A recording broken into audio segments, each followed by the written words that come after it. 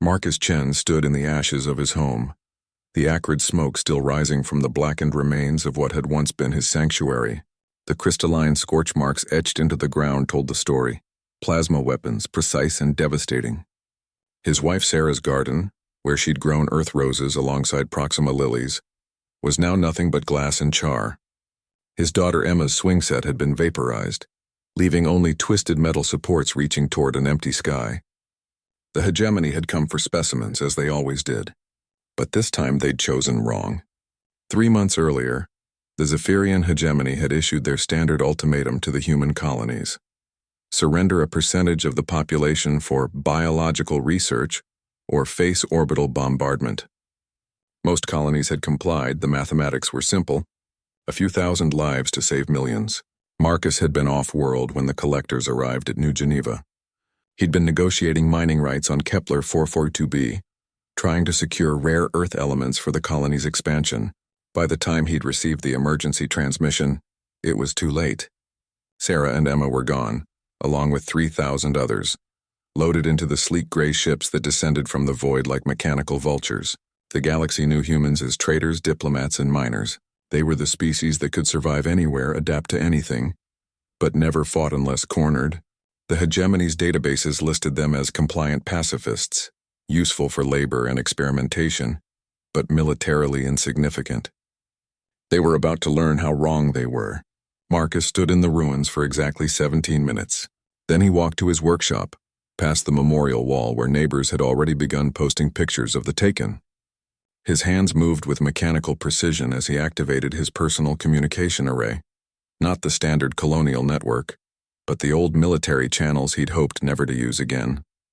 The first call went to Admiral Chen Wei on Luna Station, his brother. "Marcus? Thank God you're alive. I heard about New Geneva. They have Sarah and Emma." The line went silent. When Wei spoke again, his voice carried the weight of command that had made him the youngest fleet admiral in human history. "What do you need?" "Everything." Within 6 hours, the call had reached every human settlement from the Sol system to the Outer Rim. Not through official channels. Those were monitored, regulated, bound by the dozens of non-aggression pacts that kept humanity's growing civilization safe. This went deeper, through networks that predated first contact, through bonds forged in the crucible of Earth's final wars. The hegemony monitored human communications, of course, but they were listening for government transmissions, military frequencies, official diplomatic channels. They weren't listening to mining foremen talking to their cousins, to freight pilots sharing gossip with their families, to engineers discussing equipment specifications that were actually weapon schematics. The hegemony had studied human psychology for decades. They knew humans bonded in family units, formed tribal loyalties, displayed pack behavior when threatened. What they hadn't understood was scale. To them, Marcus Chen was one human whose family had been taken. To humanity, Marcus Chen was everyone's family.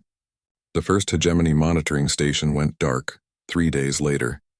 The attack came from nowhere. A modified freight hauler that had somehow shielded itself from sensors long enough to deliver a payload of kinetic impactors.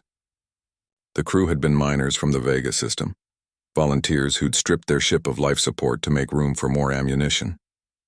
They died in the explosion, but not before transmitting 6 words that echoed across every human frequency. For Marcus. For all the taken. The hegemony's response was swift and brutal. They obliterated the Vega mining station. 2 billion souls reduced to cosmic debris.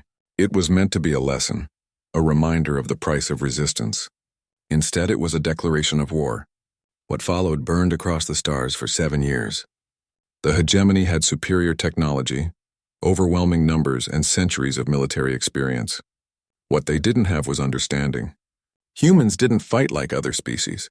The Altarians fought for territory, the Centaurans for resources, the silicon-based architects for energy sources.